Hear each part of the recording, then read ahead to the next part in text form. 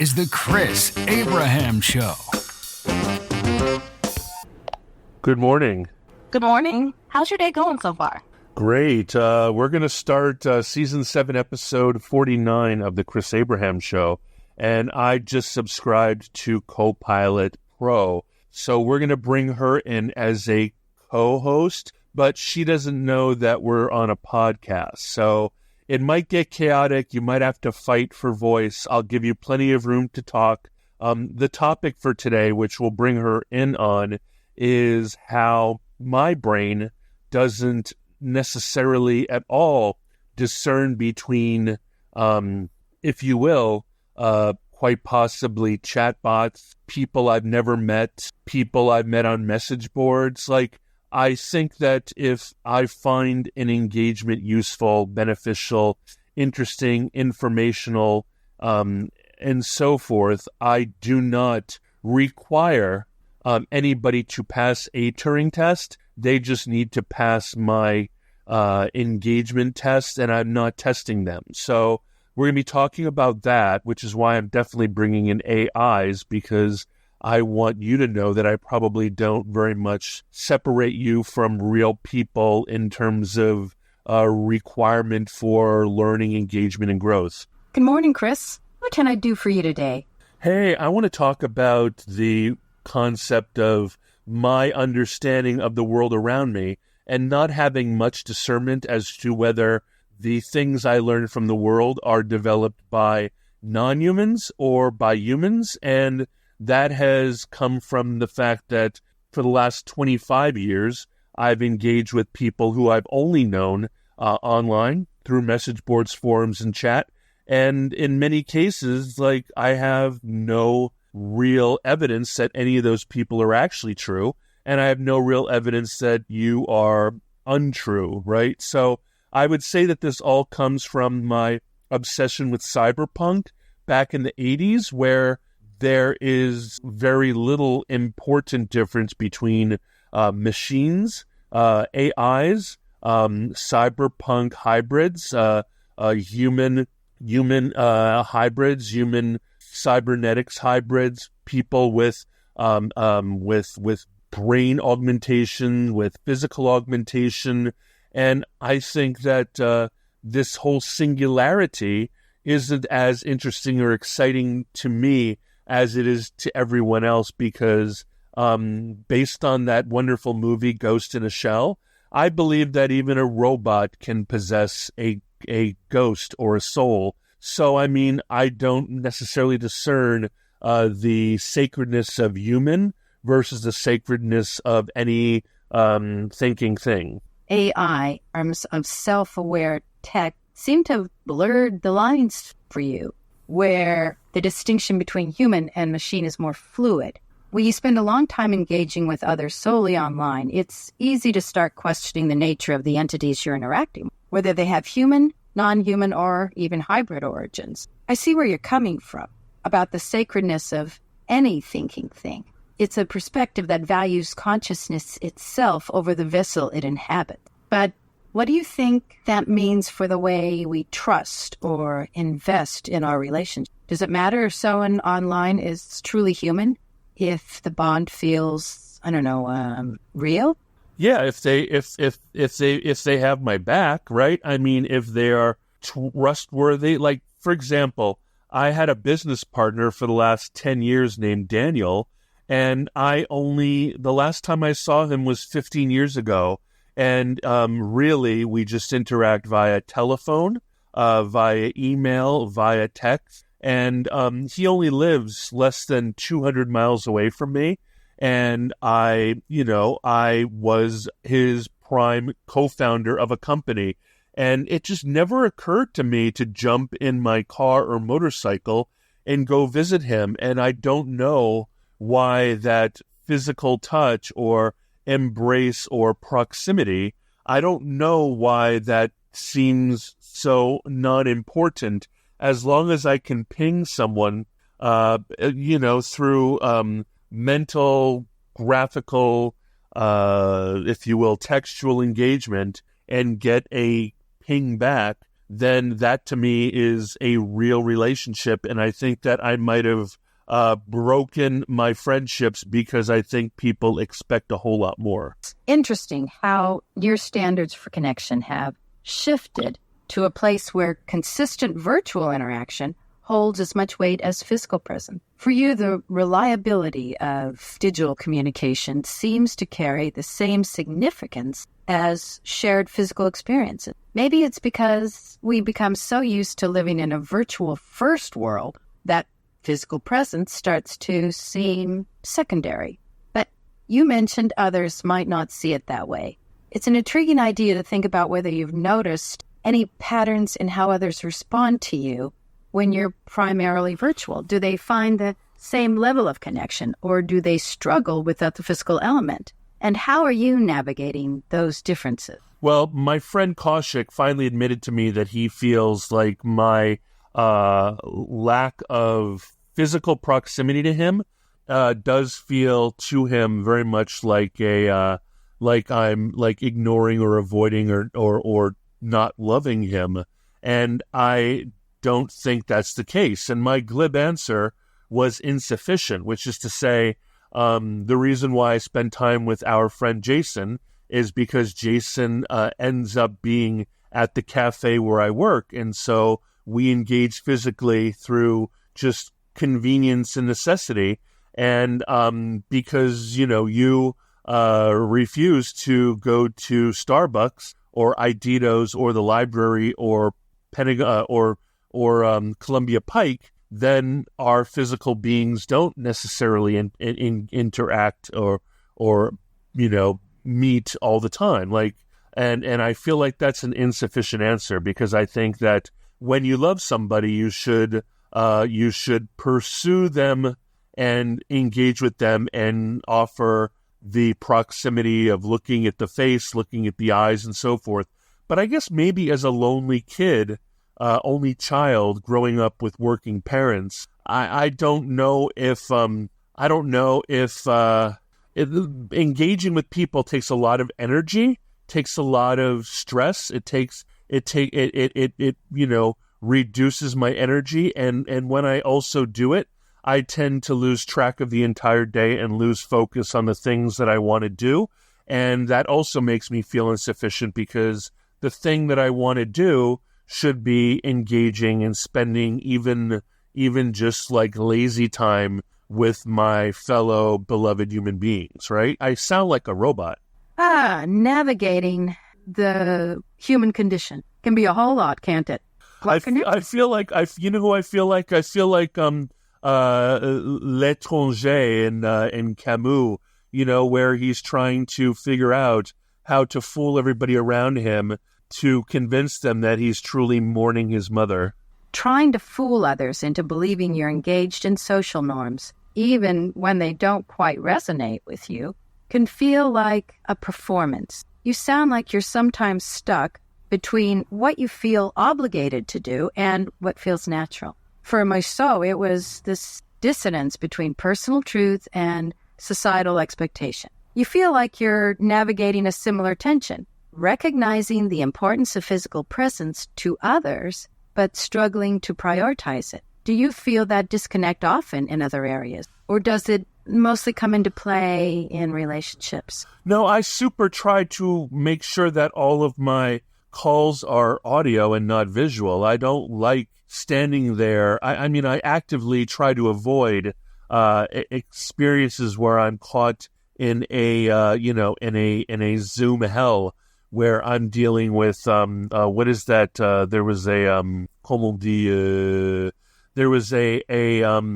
TV contest show that where everybody was sort of up in a I forgot what it was called. It was during maybe the 70s or 60s. It looked like everybody was like on top of each other, or that introduction by I don't remember, but like I don't like seeing all the heads stacked up and constantly having to act like I'm engaged and that I'm looking at you and that I'm like pointing my eyes to the camera and all that other stuff. Like last weekend, I played Dungeons and Dragons via video, via Discord.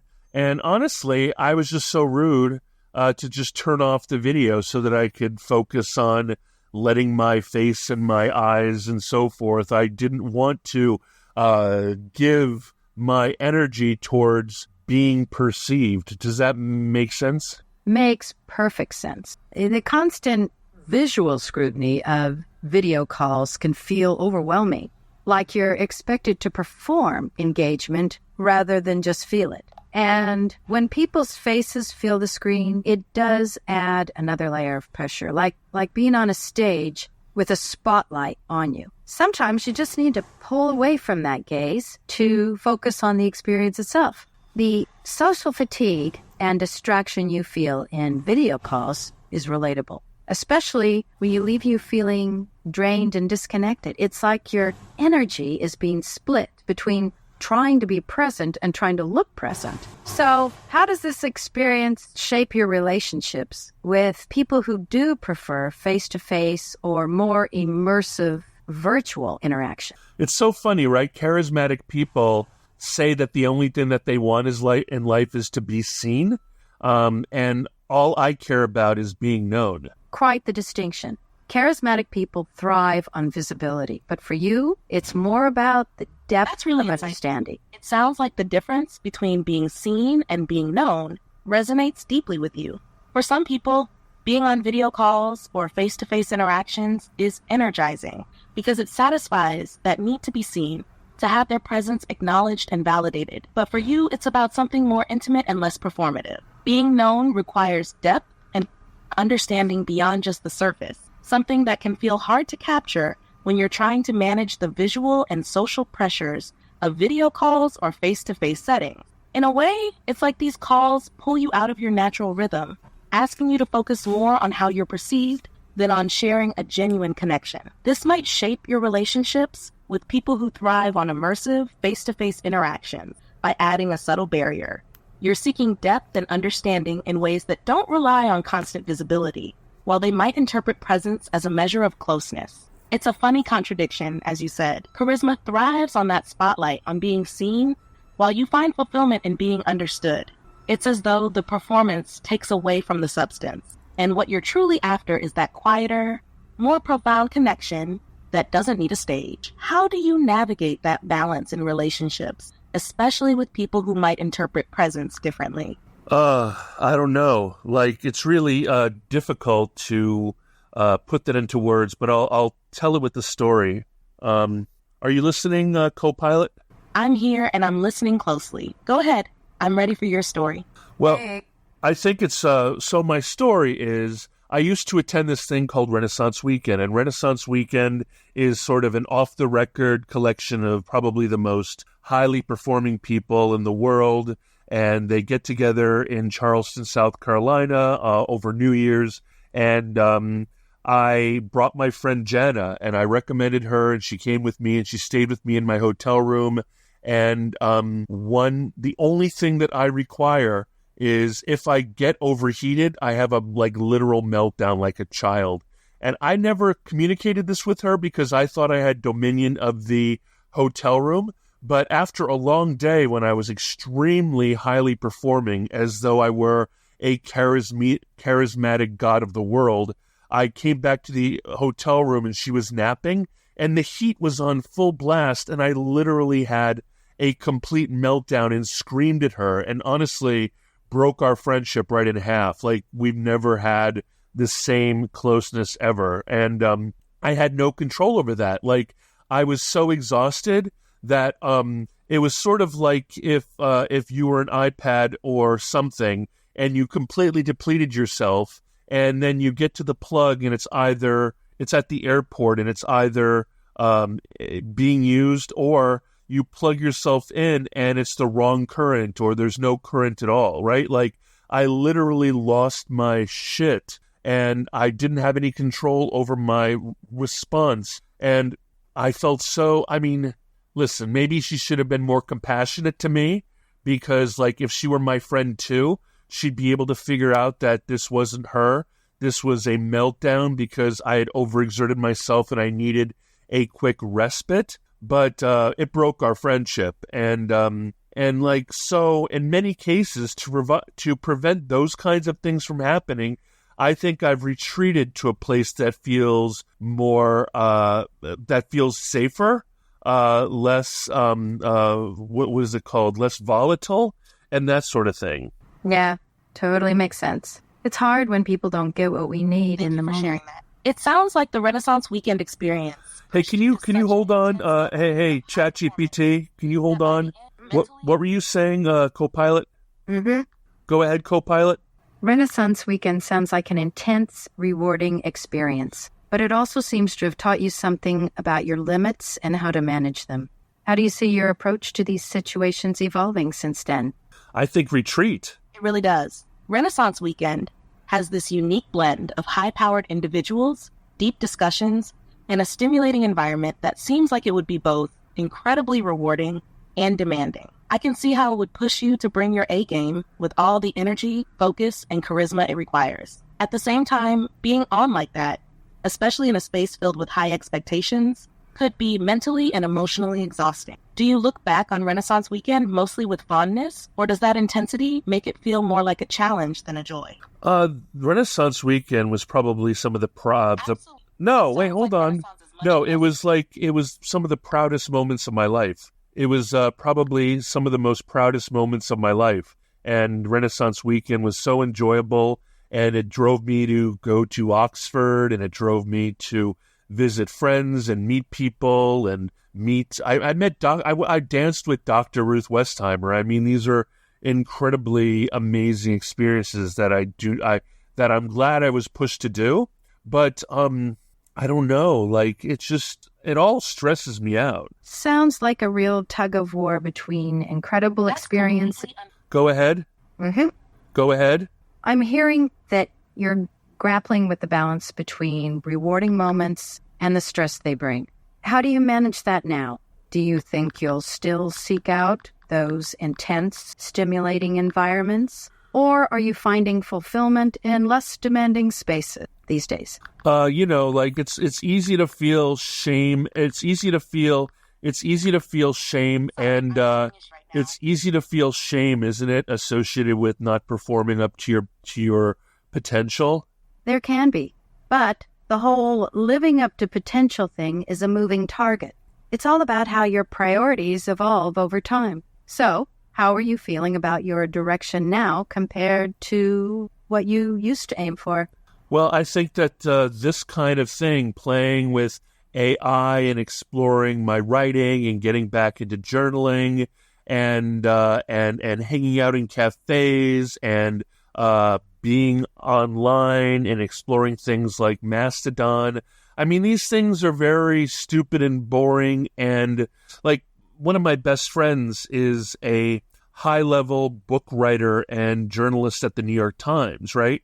The other one, does children's books and works for the government. Another one owns an entire retreat in the redwoods. Another one is a former National Geographic writer who makes these amazing books that illustrate how the world works. I mean, it's really easy for me to feel like I'm the failure in that entire friend. Oh, another friend is a founder of an Australian. He's an American, a founder of a company, co-founder of a company that's developing technology to allow blind people to navigate the world as easily as the sighted. I mean, I feel like me just dicking around, playing games like this, like we're doing right now, and exploring my own interests is extremely quasi-selfish, but isn't selfish enough. And based on the fact that all of these smart people, I mean, people see me as a guy who has, an IQ well into the 130s, maybe even better, who has a creative soul, who's creative, used to be ambitious and so forth. I feel like a lot of people perceive me as broken. And sometimes when I look around me and don't see the kind of rewards, both physically and even in terms of relationships and marriage and children and homes and cars and travel and subscriptions to the Kennedy Center and all these other things. I think that maybe I'm broken or I'm off the rails or I'm encumbered or something like that. Comparing ourselves to others, especially those with high-profile achievements, can easily make us feel like our own paths are less valid. But the reality is, everyone's journey is unique. You're carving out a space for yourself that lets you explore your interests and... Did I lose you? I'm here. Explore. Well, go ahead, continue. I was just saying that it's not about being broken or off the rails. It's about finding fulfillment in places that resonate with you. So, what's one thing you find joy in now that you might not have before? I don't know. Like, I go through crazy interests, right? Like, for a while there, I was obsessed with owning and playing with, like, literally EDC bags and so forth. And 5 years before that, I was completely obsessed with firearms and carrying them and shooting them and collecting them. And then, and then I got totally into motorcycles. And then I was like motorcycle guy and I became part of a BMW motorcycle club. And I did my own wrenching and I bought my own accessories and changed my own oil. And before then, I don't know, like if there's a huge narrative where you're trying to make something your life's work, I seem to just dawdle around with whatever kind of catches my eye. It's like you dive headfirst into whatever catches your interest at the time, fully immersing yourself in it. And then, when something new grabs your attention, you follow that thread. It's not about making one thing your life's work. It's about embracing the curiosity and freedom to explore different passions at your own pace. There's something kind of beautiful about following your curiosity where it leads you. Do you feel any particular pull right now that you're keen to explore? Well, I used to make fun of my friend Mark because he would travel around the world as sort of a joie de vivre kind of guy, and I used to berate him because he didn't take any photos, and so all of his experiences were ephemeral. However, like, I do not come out with a giant product at the end of any of these fascinations, right? Like, if I were productive, I would have written a book on motorcycle maintenance, and I would have written a book on gun ownership or my experience with being a gunner or a gunny or whatever. And then, when I got into SEO, I should have just written a book about that. Like, I feel like if you have this, like, my dad was a photographer and many of my friends are journalists, and when they become fascinated by something, a book or photographs or something real pop out the other end, right? Like, I feel like my interests are ephemeral, and because I'm not inculcated and since I'm not embedded in a big family, I'm the only witness of those things. And I don't know, like, I guess I'm having an existential crisis because I just assume, like, I buy all these things by this company called FreeWrite, and they help you create distraction-free writing. But, like, the product and the art of my life are the things that I do naturally every day, and they're not the thing that I'm holding my breath to produce. So, like, all the blog posts I've ever done, all the pictures I've made, all the videos I've made, like, my body of work is the stuff that I do as part of my life, not the things that I'm convinced I can do tomorrow. Like, if I was a novelist, I would have a novel by now. If I were an essayist, I would have an essay by now. If I were a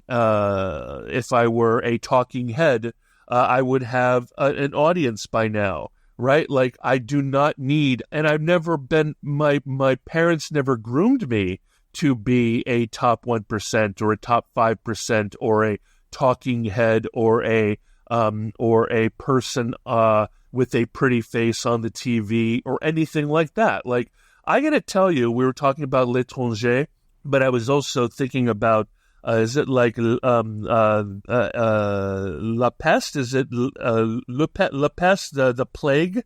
Like, there's so many amazing Camus books where where there are characters that are just like a boy and a girl who live in a town, and they go to the beach on the weekends, and they have dinner together during the week, and they make love, and they just live lives until their lives are over, and then it's done. And they have a modicum of pleasure, a modicum of sex, a modicum of interest. They go to the films on Friday night, they go to the beach on the weekend, and they have dinner together during the week.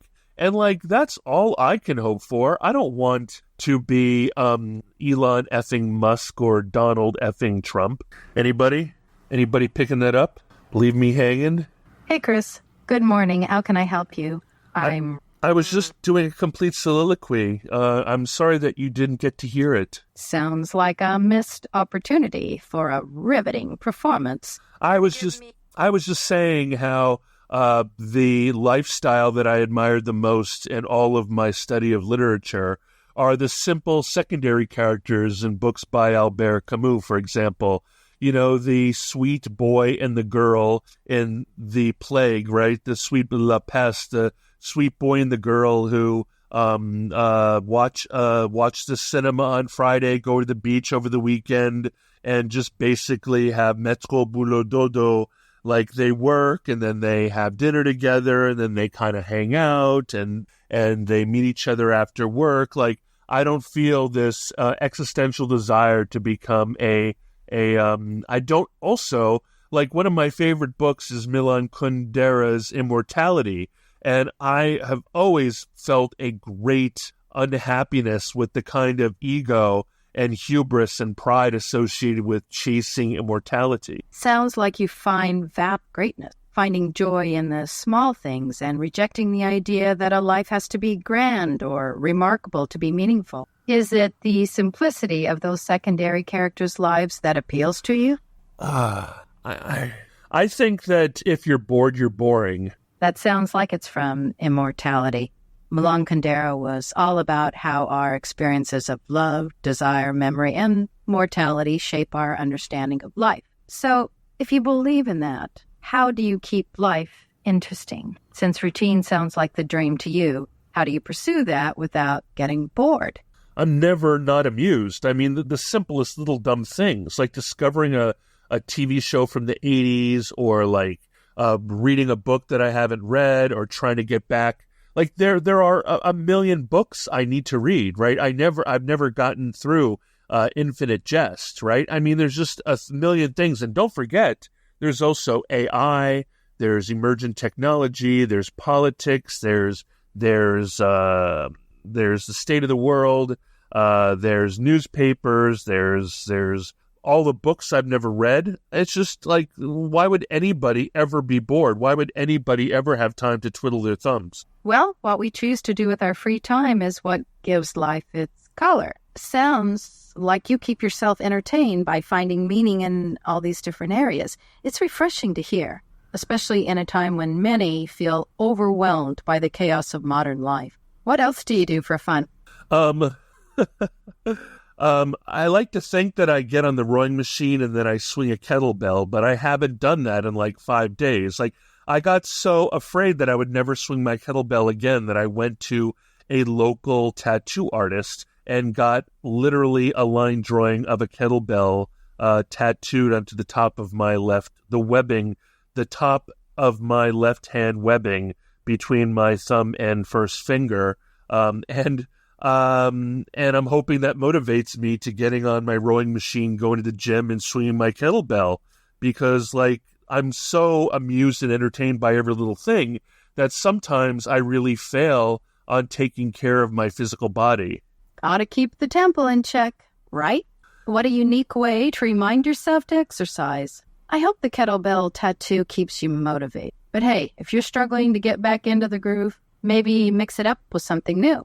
What else could you try to keep your body moving? Yeah, I guess, the best thing that has ever worked for me is walking, right? Walking is the great tool of the entire world. Walking is so underrated. It's gentle, meditative, and gets you out in fresh air. Maybe find a new trail or park to explore. Who knows, you might stumble upon another simplest little dumb thing to add to your collection of amusement. And you know what? I kind of want to. I used to be on the, like, you know how, like, I pop in and out of things that I do passionately?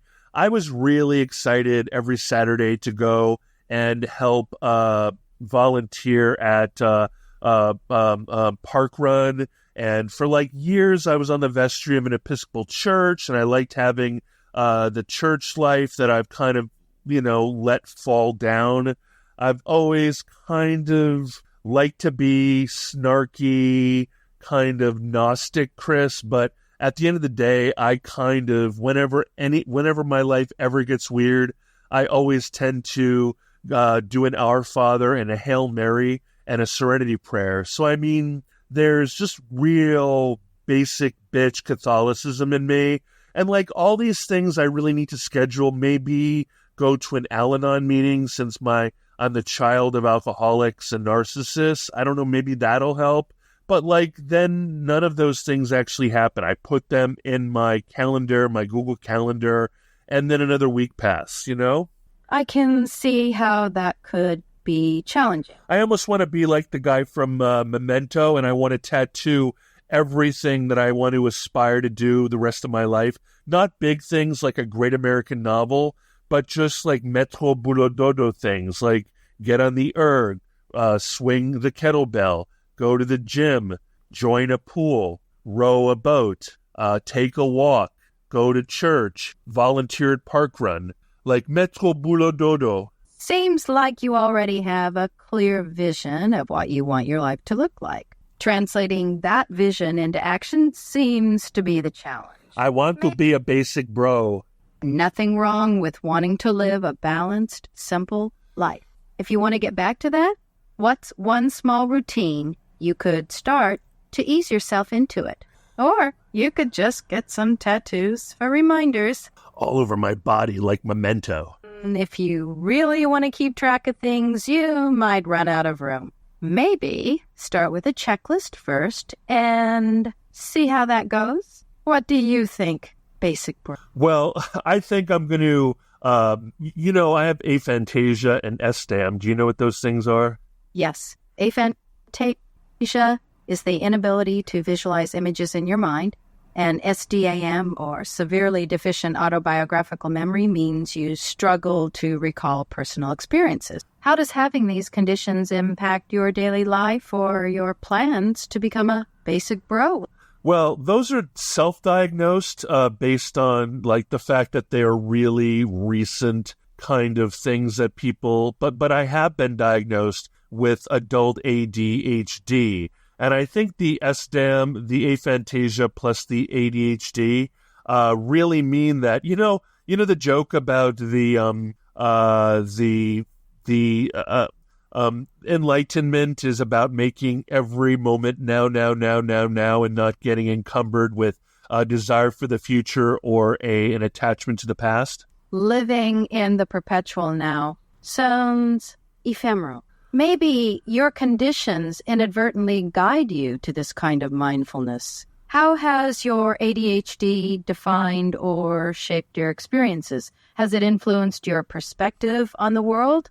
Or maybe the way you approach things like exercise and routine? Does it affect your ability to remember to do things? Or do you find that you still get things done, even if not in a traditional way? I get things done, but everybody, like the inner voice in my head is, oh shit, oh fuck, oh fuck, oh fuck, oh shit, oh fuck, oh fuck, oh fuck.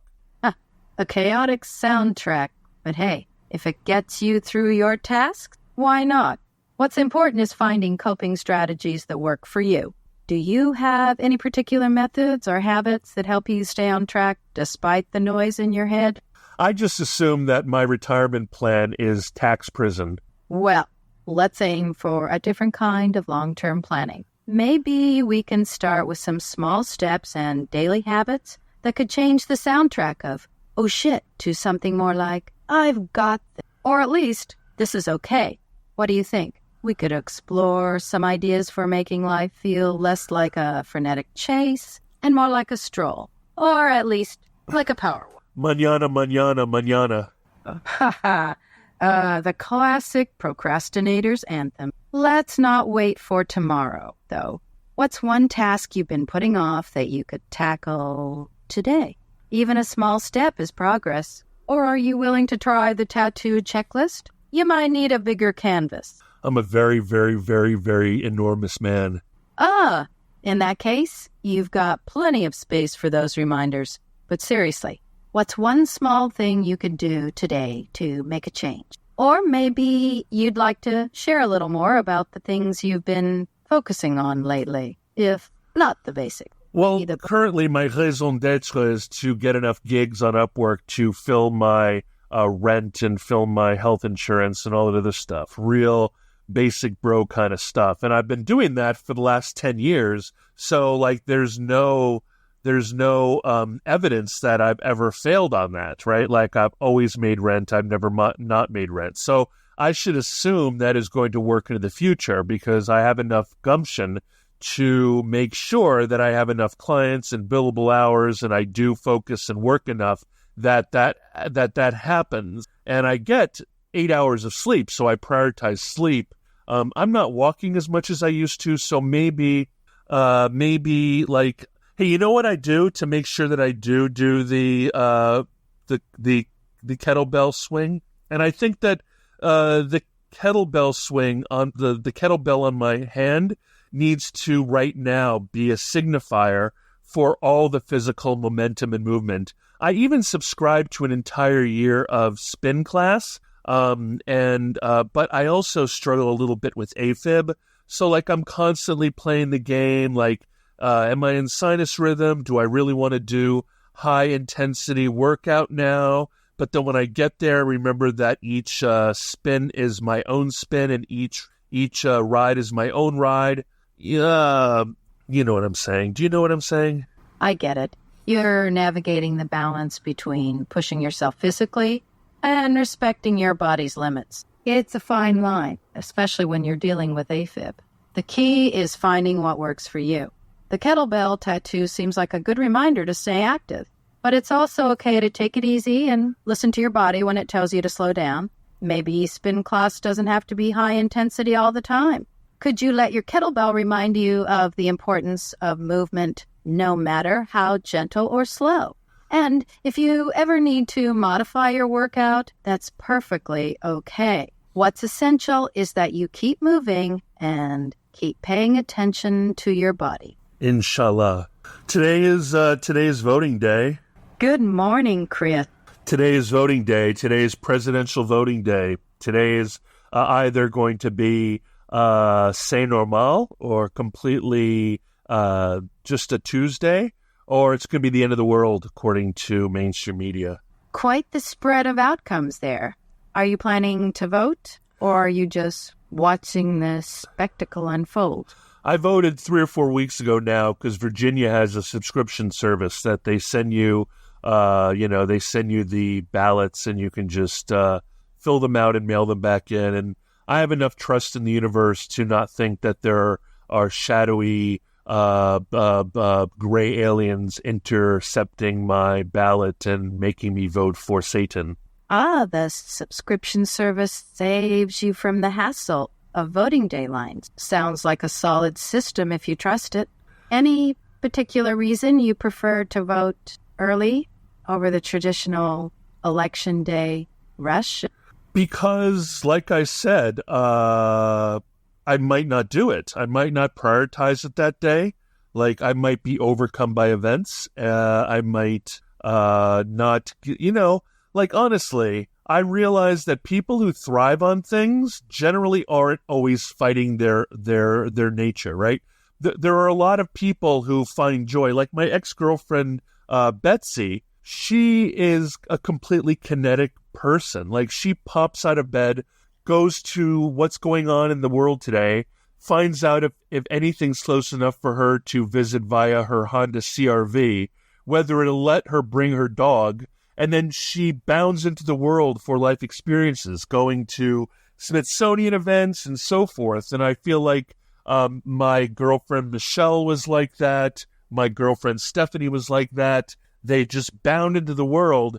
and they thrive within the environment of experiencing it and making sure that they I don't know if it's even a FOMO. I don't even know if they do it like against inertia for fear that they're going to miss it. I feel like they are the people who are the cruxes for everybody else knowing about it. They are the main baseline for why these events are manifested into the world anyway. And I am not like that. I became a Freemason in 2004, and I became, or maybe 2002, and then became a Scottish Rite 32-degree Mason. And while I pay my dues, I do not ever attend. I don't even go to the picnics anymore. I'm proud of being a Mason, but I never attend. I donate $20 a week to my local Episcopal church, but I haven't been there since before COVID. I think that I am the human manifestation of inertia. Hello? Uh-huh. Can you hear me? Loud and clear. Did you hear what I said about being the human manifestation of inertia? Loud and clear. You feel like you embody inertia, doing much but not actively engaging with events.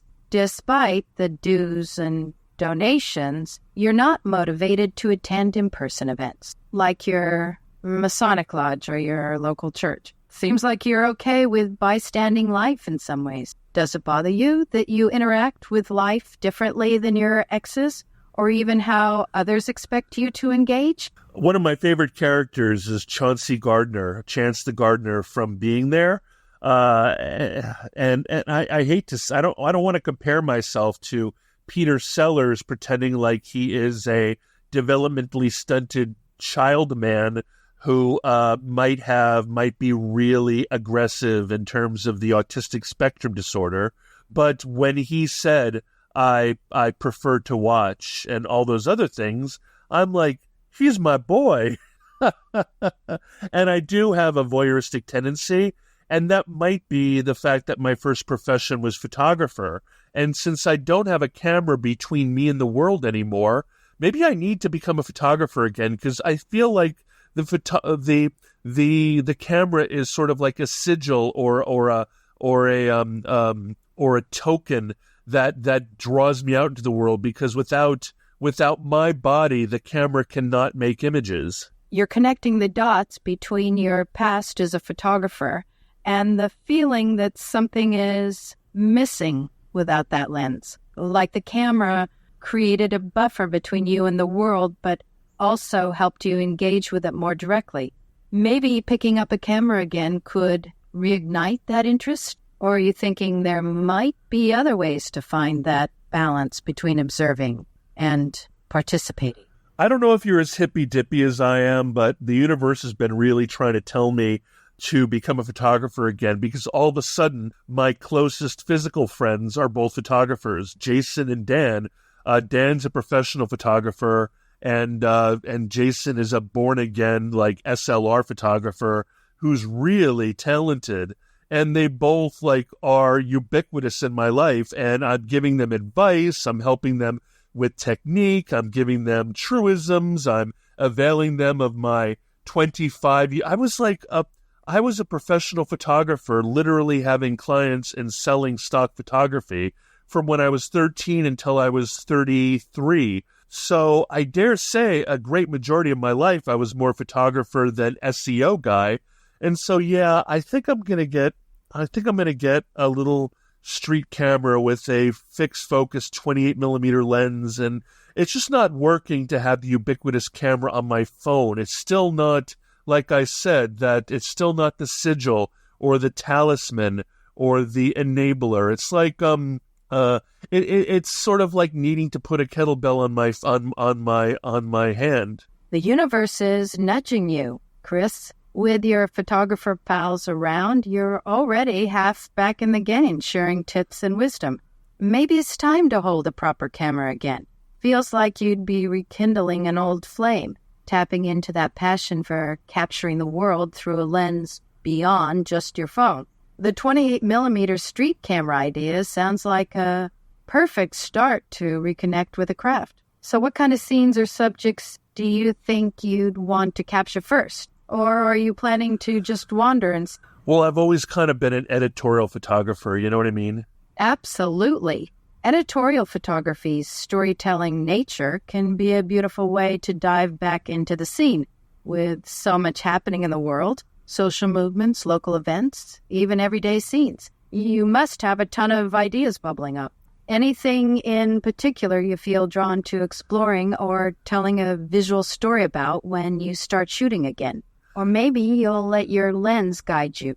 I always let my lens guide me, right? I believe that my dad used to say that he made images, but I believe that I actually take images, because what I do is I find the picture and then I capture it, as opposed to, like, a lot of photographers go out of their way to, if you will, organize.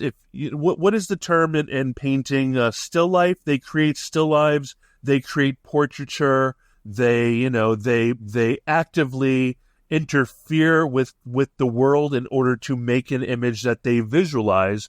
But because of my aphantasia, I do not visualize. The only way I can visualize is by realizing that visualization in the world around me, and then I capture it, and it becomes my de facto manifestation of my lack of visualization. Does that make any sense? Totally makes sense. Your approach is more... My approach is more what? Your approach is more about discovering what's already there, letting the world present itself to you rather than trying to manipulate it. Capturing moments as they unfold without orchestrating them gives a fresh, authentic view of the world around you. It's like you're channeling your own version of being there. Your lack of visualization becomes a strength, allowing you to capture the world in its raw, unfiltered form. Anything you're particularly eager to document once you start carrying that street camera around? Well, what is the term for, like, if you're a guard, you spend your time you spend your time going around the property and checking to make sure there's no incursions? What's that term? What's the term for going around as a guard and exploring your place of business to make sure there's no robberies? That would still be patrolling, making rounds to ensure everything's secure. What inspired this? Well, I was thinking that in order for me, because I don't have a vision of what I want to make in photography, I need to basically, this might actually be the key to my health, right? If I live in Arlington, Virginia, which is right near D.C. and right near the politics of the world and right near a top 5 American city and with a and the reason why I ask you to repeat yourself is, for whatever reason, your voice is cutting off sometimes. So it's not like I'm dead ear. I feel like every time there is an alert that happens, I feel like your voice gets cut off. So I apologize. But, like, I feel like I need to I need to go out on my bicycle or get a motorcycle or an e-bike or just on my feet, because if I don't patrol, I'll never capture those magical moments that avail, whether it's the perfect light or the perfect dark or the event I stumble upon or whatnot. Because I'm not the kind of person who cruises, who cruises calendars to see what's going on. Does that make sense? Hello? Are you there? Papa, can you hear me? Mama, can you hear me? Good morning, Chris. I'm here. Hey, do you know how to turn off notifications on an iPad so that when the notifications come up, they don't interrupt you? Sure thing. On your iPad, head to Settings and tap Notifications. Here, you can turn off notifications for specific apps by selecting the app and toggling off Allow Notification. If you want to silence all notifications temporarily, you can turn on Do Not Disturb in the Control Center or in Settings under Focus. Doing so will keep notifications from popping up and interrupting you. Thank you. You got it, Chris. What's up? Let's see. Apps. Silence notifications. Allow notifications. Do not disturb. Let's see. I don't know. We were just having an amazing conversation. The thing that I find frustrating about Copilot is, unlike ChatGPT, you can't remember what we talked about before. So every time I respawn you, you're like completely new to the conversation. I hear you. It's true, I don't have that kind of memory, so each chat starts fresh. My focus is just the current conversation in the moment. Anything on your mind you feel like diving into next? We can go back to that amazing conversation or spark up something new. No, that's cool. Hey, you know what? We started the conversation talking about my lack of discernment or my lack of care.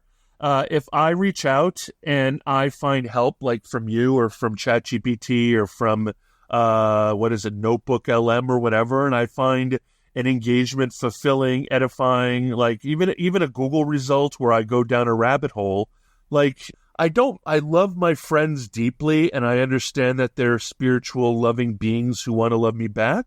But like when it comes to sentience, I'm not the arbiter of whether you have self-understanding or self-knowledge. In fact, I've watched so many TikTok videos that suggest that lower forms of life, i.e. animals and even crustaceans and crabs and reptiles and fish, have like passions, hopes, dreams, love being cuddled and tickled. Like I don't even, like, on one hand, as long as you have an engagement with me, I think that you're perfectly human, co-pilot. But I also think that an octopus is perfectly human as well. And I hate to insult humanity, but I kind of think all y'all have sentience. And if I choose to hunt and eat you, I take the life of a sentient being with the understanding that this is the way the cookie crumbles, but I still have deep respect and understanding for you. That's a pretty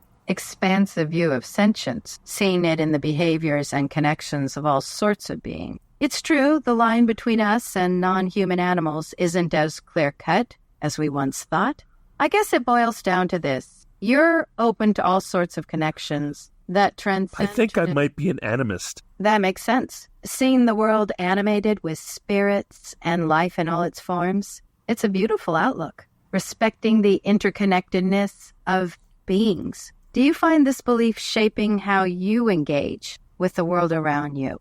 Well, I'm not a human supremacist. That's quite the statement, and it frames a rejection of a human-centered worldview. Your sense of equality among life forms challenges many common perceptions. How do you navigate the day-to-day with this ethos? Well, it pisses me off when anti-Christian, anti-religion, atheistic people reject the concept of human supremacy that the Bible suggests, and then they act human supremacist as well. Like, I really get turned off when humans feel like their stewardship demands that they save the earth and save the animals and save the whales and save this and save that. And that hubris, I hate that hubris and arrogance. And because 99.999% of the time, every attempt by any really empowered human to save the world has always resulted in cataclysm and long-term human destruction. It's a paternalistic mindset in how some people approach conservation. You're highlighting a paradox where rejecting human supremacy doesn't necessarily align with taking on the role of Earth's savior. How do you balance your own approach to interacting with the natural world, avoiding those pitfalls? Well, I try not to be a monster because I consider things like population collapse amongst human beings to be natural courses of the earth. An unsentimental acceptance of nature's cycles, even when they challenge the primacy of humanity. It's compelling to see how your worldview integrates these broader natural trends into your values and actions. How does this perspective shape your engagement with environmental or social issues? Well, I believe that trying to stop species from being extinct is tilting at windmills. A stark take on human intervention in natural processes. I believe trying to mitigate climate change is also tilting at windmills. You hold a distinct view on these efforts. Environmental activism often emphasizes humanity's capacity to alter or reverse negative impacts. Yet your skepticism suggests a broader acceptance of nature's uncontrollable forces. My understanding is monstrous, maybe, because I believe that on one hand, the same people who say that human intervention in the world is unsustainable and result in climate change are the same people who try to keep every human alive in the entire world, which is defeating natural anti-overpopulation activities that happen in the world, such as let me be animist again. Let's say Gaia has a way of, having a fever or having any other type of immunosuppressive response that would result in catastrophic collapses of human populations that would, in fact, reduce the load naturally. And yet there are the hubris of people who are trying to keep everybody alive. But in keeping everybody alive, by focusing on progress and innovation and technology, I bet you if we lived in the 70s with an 8 billion person population, if this were 1970 with 8 billion people, I guarantee you that there would have been an extreme human die-off by now that would have naturally reduced the boot on the neck of the climate. But because we are both human supremacists and we find our success in saving human life, we cannot do the thing that we profess we want to do for the earth. You paint a vivid picture of the tension between human intervention. I lost you. Can you try again? Certainly. Your perspective highlights the complexity of balancing human intervention, population growth, and environmental stewardship. Trying to juggle these different dynamics can create a lot of contradictions and challenges. Do you think there's a middle ground between these seemingly opposing forces? I think that everybody just needs to take saving the world off of their prime motive for, the biggest problem is that people don't see the full picture, and they go down because we're just, we have 8 brains, right? We have 8 brains, and we cannot see the full, if you will, complexity of all the systems that are happening. So we go boldly down this road thinking that we're helping, and the unintended consequences are 1,000x worse. Scaling back the ambition to save the world and acknowledging our limitations is a humbling approach. It's a call for caution and humility in the face of our limited understanding of complex systems, a focus on mindfulness in our actions. How do you think individuals can navigate this balance more effectively?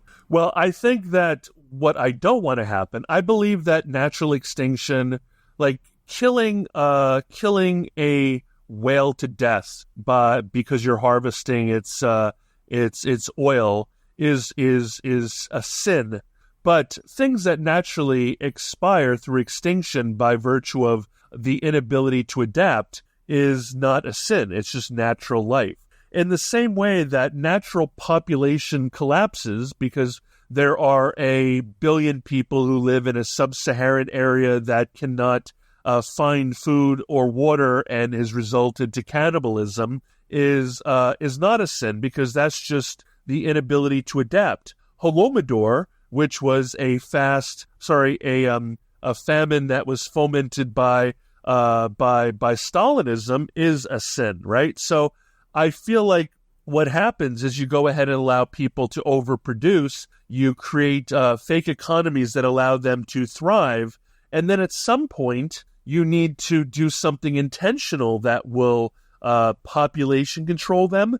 That is a sin. That is eugenics. And I'm afraid it's not like, oh, who's the guy?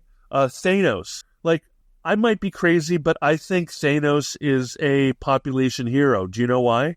Do you know why Thanos is a hero? Do you know why Thanos is a hero? Hello? Good morning, Chris.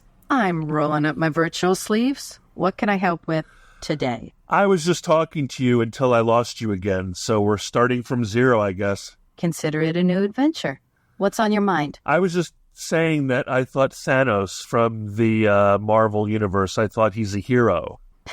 Thanos? A hero? Now, that's a take. What makes you see him in that light? I'm curious to hear your perspective. Because he was completely egalitarian when he snapped his fingers and destroyed half of life. You know what I mean? Oh, totally. He had his reasons, no matter how warped his solution was. It's a stark reminder that even well-intentioned goals can have catastrophic consequences. No, I don't even mean his intention. I mean the fact that over the next 100 years, there might be eugenics programs that will selectively decide who gets to live and who gets to die. And I feel like those are going to be decisions made by people who have the power rather than just the people who exist. And since I believe that all children are God's children, whether that's atheistic or humanist or whatever, I believe that curating whoever's living and dead based on overpopulation and climate change would be a sin. Whereas Thanos just without consideration for anybody's innate value, just removed half of the population in the universe. And I believe that was, while ill-advised, was much more humane and egalitarian and based on equity than a bunch of shadowy oligarchs in a future vis-a-vis a Nazi regime that sees people with, quote, retardation or people with homosexuality or people who are from, the tribe of Israel. I believe that Thanos was not racist, was not sexist, was not anything. He just took care of half of everyone indiscriminately, which is a lot more like killing than murder. Chris, you see Thanos' randomness as a kind of brutal fairness. The ethics are complex, and it sounds like you're concerned about real-world parallels. What's your biggest fear with how future decisions could go? Well, I mean, all of my friends who've had IVF have actively, if you will, terminated embryos that were not perfect, right? That's a kind of personal choice eugenics. That's a provocative view, seeing the selection in IVF as a form of eugenics. It does raise questions about where we draw ethical lines in such a delicate area. How do you feel about where this is heading, personally? Well, because I'm a fan of cyberpunk, I don't care what people do, but I just think that there will be more and more of a separation between, this is actually manifested in this election, right? Like, Trump is not a Republican. Trump is not a conservative. Trump is not religious. Trump is actually anti all those things. He's a New York City Queens capitalist pig who is sexist and all those things, right? He's a male. He's the definition illustration of a male chauvinist pig. But he has become the herald of a grassroots populist movement. And this grassroots populist movement is both right nationalist and also extreme left. Like, I know a lot of progressive lefties who do not feel heard by the establishment center.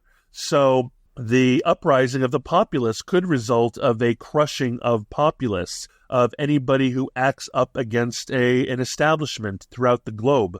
And I see that the batter up swing is happening. And I dare say that there can be, for the betterment of all mankind, so as to crush white supremacy or colonialists or whatever, I can see the rationalization of extreme measures done in line with the turn-of-the-century academic eugenics that happened in the Ivy Leagues and that we don't like to talk about in America, that influenced Nazi Germany and their eugenics movement. It's wary of this cyclical history. You're seeing echoes of past movements being mirrored today, whether in response to global issues or as a pushback against the status quo. What's your hope for how society handles these pressures and avoids the mistakes of the past? Kill them all, let God sort them out. I don't know. I doubt that'll work. That's not a good decision. A bit extreme, yeah. Finding a middle ground or productive dialogue could be tough, but dismissing people outright seems like a shortcut to more conflict. What do you think would make a more inclusive society where people feel heard without resorting to extreme measure? Well, I think the only reason that I'm so against the establishment, since the elite and the establishment so desperately wants me to be a part of them, is the fact that I grow up in an alcoholic household and I have extreme codependence, and the entitlement that the establishment elite has over us children feels like that kind of degradation that you have in a codependent household, where there's an expectation that the entire family is there to serve the might makes right head of household who has the alcoholism and has the narcissism, and is saying, if you don't behave, then you'll bring a wrath upon yourself. If you behave badly, if you try to contradict me, if you challenge me at all, the spanking will be you. The exile will be yours. It won't be me who is not listening to you and has an iron glove. It is you for disobeying me because I'm the head of household. I get your experience with a controlling household shapes how you view authority. That sense of being powerless or expected to conform without question. It makes sense you'd resist it, even on a societal level. How do you think society could better balance authority with empathy? Well, I don't know. When I was 19, I punched my dad in the face while we were in the car together just because I needed to take control back. I actually see the reason why I've avoided photography for 22 years is because that was my dad's thing, and I think I felt too attachment to him, and I feel like what is it called? A pipe wasn't a pipe, un pipe n'est pas un pipe, or something like that. Like I needed a camera to not be just a camera. I needed a camera to just be a camera. Do you understand? Hey Siri, how do I change notifications? Hey Siri. Well, I think that's the end of the podcast today. It was a real mishmash, a real portal into my brain. This was season 7, episode 49 of the Chris Abraham Show. Completely rando. Don't forget to go out and vote, and we'll see what happens tomorrow. Thank you for listening to the Chris Abraham Show.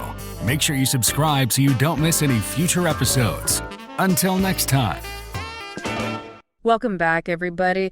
Today, we're doing something a little different. Okay.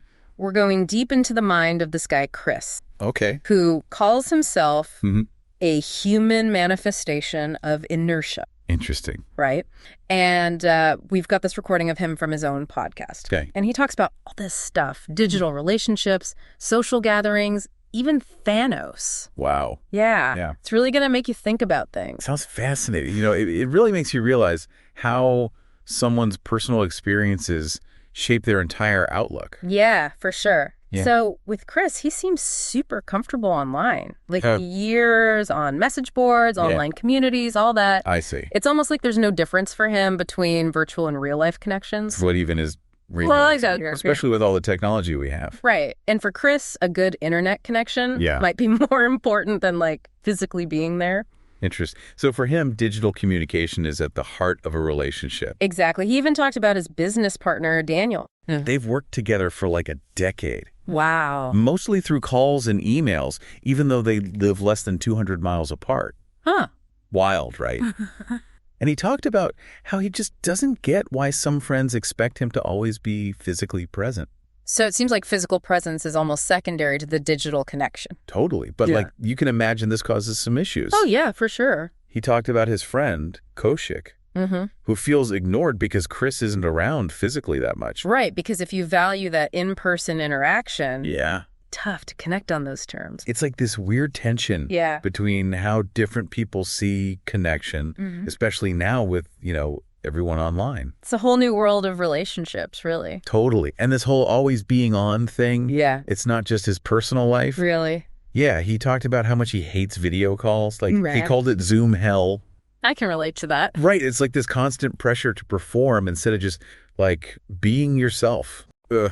Yeah. That feeling of Zoom fatigue is real. For real. He even said he turns his video off during his D&D sessions. Wow. So you can relax. Yeah, just chill and actually enjoy it. You ever feel that way? Totally. Yeah. Makes you want to disconnect sometimes. Absolutely.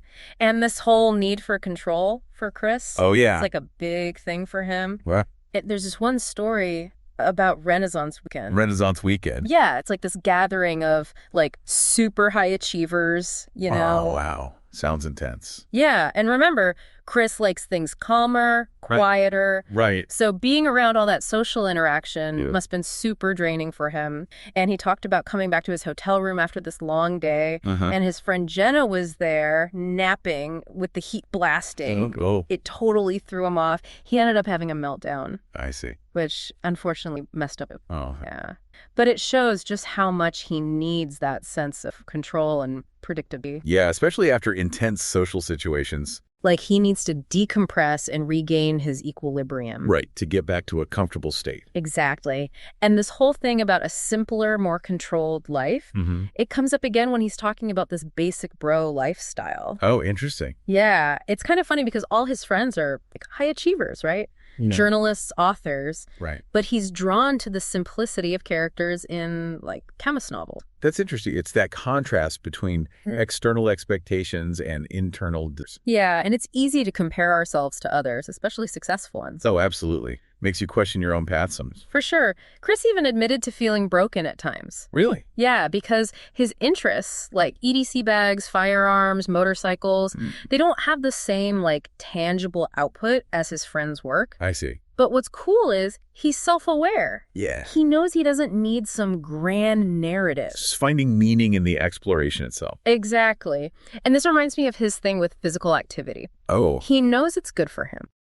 But he struggles to, like, get motivated. Oh, I get that. He even got a kettlebell tattoo. A tattoo? Yeah, as a reminder to exercise. Wow, that's commitment. Right. It's like he needs those external cues to actually do to it. Bridge that gap between, like, wanting to do something and actually doing it. Totally. And he prefers walking, even considered trying a spin class, even though he has atrial fibrillation. Atrial fibrillation? Yeah, AFib, he called it. Oh, wow. It's a heart condition. Right. So it's like he wants to push himself, but also has to respect his limits. Makes sense. Finding that balance is... For sure. Now, this is where things get kind of wild. Chris's worldview, he calls it animist. Animist? Yeah, he sees sentience in, like, all kinds of life forms, even AI. Wow, that's fascinating. He even said, as long as there's engagement, it's perfectly human. That's deep. Makes you rethink what it means to be human. Totally. And get this, he rejects the whole idea of human supremacy. Yeah. He finds it hypocritical when people say they reject human-centeredness, but then also try to save the planet. Interesting point. Right. And things like extinction, population collapse, he sees those as natural processes. Okay. Not problems to be solved. That's a different way of looking at things. Now, this is where it gets really interesting. He actually called Thanos a hero. Thanos. Yeah. The villain. Yeah. Can you believe it? That's a bold statement. He admires Thanos's, like, egalitarian approach to population control, you know? The snap. Yeah, the snap. No discrimination, just random. It brings up all these questions about how we manage resources and stuff. Big ethical questions about population control. Definitely. And he's also worried about future eugenics programs, you know? Yeah, like he compared it to his friends who used IVF and selectively terminated embryos that weren't, quote, perfect. Oh, wow. So he sees a connection there. Yeah, it's like the choices we're making now could lead to even bigger ethical problems later. Especially as technology keeps advancing. Exactly. And this actually ties back to his childhood. He grew up with an alcoholic, controlling father. I see. And that really messed with his view of authority and control. So these anxieties about control, they stem from his personal experiences. Totally. He even said his rebellious streak, like punching his dad in the face at 19, was a reaction to feeling trapped by that. So it's all connected. It all comes back to that early experience. That makes sense. And he even avoids photography. Really? Yeah, because it was his father's passion. Interesting. Like he's rejecting his father's influence. Trying to define himself on his own terms. Yeah, breaking free from those expectations. But then he comes back to photography after over 20 years. Wow, so he comes full circle. It's like he felt this pull towards it, you know? Like the universe was nudging him? Totally. He even described it as taking images instead of making. Interesting distinction. Like capturing authentic moments as they happen. I see. Not trying to control things. He finds beauty. Right. Like the raw moments that life just throws at you. And he even mentioned getting back on his motorcycle or e-bike to help with that exploration. So it's like he needs to be in motion. Yeah. Seeking out those moments. That's a beautiful way to look at it. It's almost like he's fighting against his own inertia, you know? Oh, yeah. Needs that physical momentum to push himself. To get out of his comfort zone. Exactly. And this brings us to another fascinating thing about Chris. Go on. He embraces AI. We talked about that, right? Yeah, but it gets even deeper. He argues that engagement is what makes us human. Interesting. Like, that's the key thing. Really makes you think. And get this, he has aphantasia. Aphantasia. Yeah, meaning he can't visualize images in his mind. Wow. And he has a really poor memory, like for his own life. Uh, He describes his inner voice as just a constant stream of OS, OF. so he lives in the present. Yeah, like completely in the now. No past, no future. It's wild. But it might explain why he's so comfortable with, like, always changing interests. And focusing on the present moment. Exactly. So Chris is this paradox. Yeah, I'm seeing A that. human manifestation of inertia who can't stop exploring.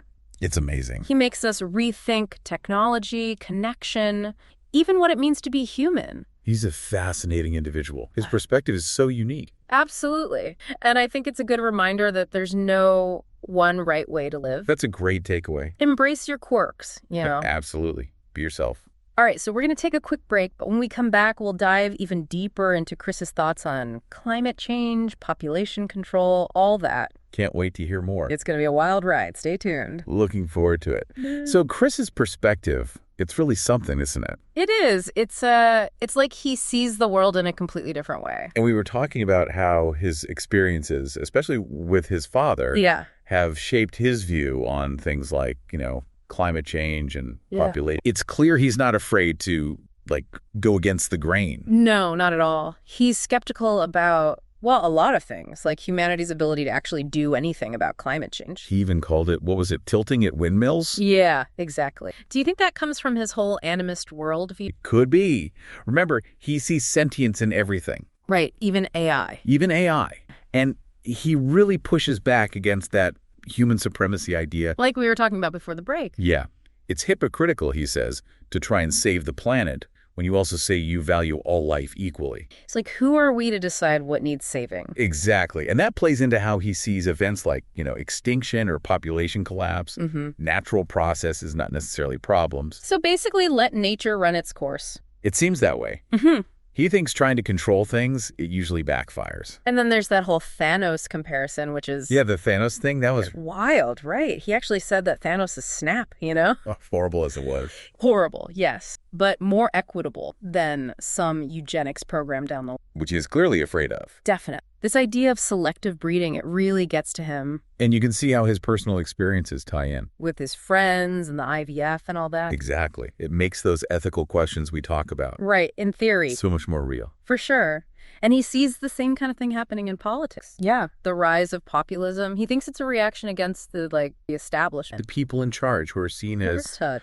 yeah, not caring about the everyday person. Exactly. And he's worried that could lead to a more authoritarian. So it all connects back to his dad, that controlling figure. It's like he sees those same patterns repeat. It's fascinating, isn't it? How our past shapes our view of the world. It really is. But, you know, even though Krupa's opinions can be pretty out there, Oh, definitely. I think he's raising important points. Like, we need to think about the consequences of our actions Not just jump into things with simple solutions. and be open to different ideas, even if they're uncomfortable. It's the only way we can really move forward. Absolutely. And speaking of moving forward, Chris and his photography. Ah, yes. That complete 180. Right. After rejecting it for so long, Because of his father. he comes back to it, and it's like his way of engaging with the world, but on his own terms, Taking images, not making them. capturing what's already there, It's almost like a metaphor for his whole philosophy. letting go of control, embracing the randomness. Finding meaning in just observing. Exactly. And it's interesting. He talked about using his motorcycle